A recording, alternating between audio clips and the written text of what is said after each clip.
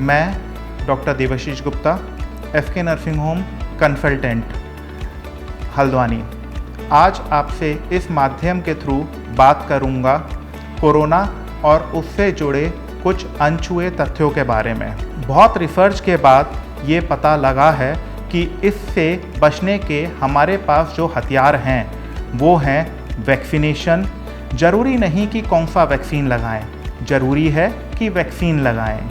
Sanitisation, जो अब तक हम लोग समझ चुके हैं कि कब सैनिटाइजेशन करना है, हाथ बराबर धोना है। सैनिटाइजेशन में अल्कोहल की मात्रा होनी ज़रूरी है। तीसरा, सोशल डिस्टेंसिंग, 6 फीट की दूरी बनाए रखना ज़रूरी है। ओवर क्राउडेड प्लेसेस को अवॉइड करना है और वेंटिलेटेड प्लेसेस में ही रहने की कोशिश करनी है।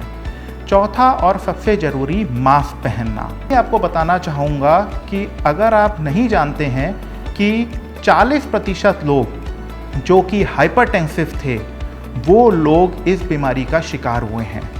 तो हाइपरटेंसिव लोगों के लिए कृपया करके ये घर पे रहें और अपना बीपी लगातार मेज़र करते रहें। ये देखा गया है कि इस बीमारी के बाद 85% लोगों ने बीपी इंस्ट्रूमेंट खरीद लिया है। ये बहुत अच्छी बात है, लेकिन बीपी मेज़र करने का तरीका भी आना ज़रूरी है। वो मैं आपको बताता हूँ, ध्यान दें। बीपी मेज़र करने के लिए जिस चेयर पे आप बैठेंगे उसमें बैक सपोर्ट होना ज़रूरी है। पैर आराम से नीचे ज़मीन पे होने ज़रूरी हैं। पैर फोल्ड ना करें। बीपी कफ ठीक होना ज़रूरी है, सही साइज़ का। 2/3 हिस्सा ही हाथ का कवर होना चाहिए।